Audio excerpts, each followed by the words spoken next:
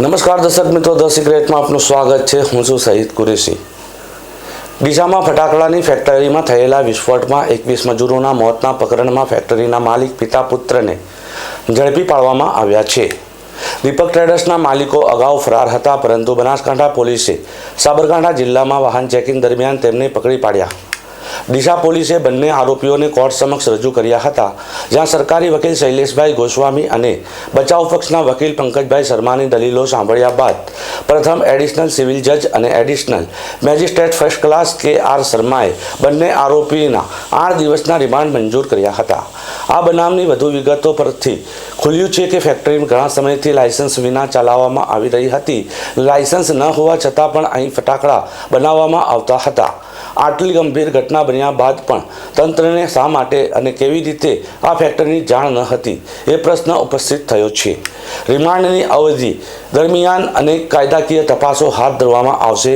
ફેક્ટરીના માલિકોના call details ચકાસી શકાય, જેથી સરકારી તંત્ર અને આ ફેક્ટરીના માલિક વચ્ચે સાથેના કંઈક સાંઠગાંઠ હતી કે કેમ એ જાણવા મળી શકે। લોકોમાં ચર્ચા કે એલસીબી, એસઓજી અને સ્થાનિક પોલીસને આ બિનકાયદેસર ફેક્ટરી વિશે શા માટે અને કેવી રીતે માહિતી ન મળી, તેની પણ નિષ્પક્ષ તપાસ થવી જોઈએ। બનાસકાંઠા પોલીસવાળા અક્ષયરાજ મકવાણાએ જણાવ્યું કે અત્યાર સુધીમાં ગુનાહિત પ્રવૃત્તિઓમાં સંકળાયેલા આરોપીઓ સામે દ્રઢ પગલાં લેવામાં આવ્યા છે, તો જિલ્લાના પોલીસ વિભાગે જાગૃતતા અને સતર્કતા દાખવીને ગુનેગારોને ઝડપી પાડ્યા છે અને હવે આ કેસમાં પણ કાયદેસર કાર્યવાહી થઈ રહી છે। આ દુર્ઘટનામાં 21 નિર્દોષ મજૂરોના જીવ ગયા અને લોકોમાં એ મુદ્દો ન્યાય અપેક્ષા છે।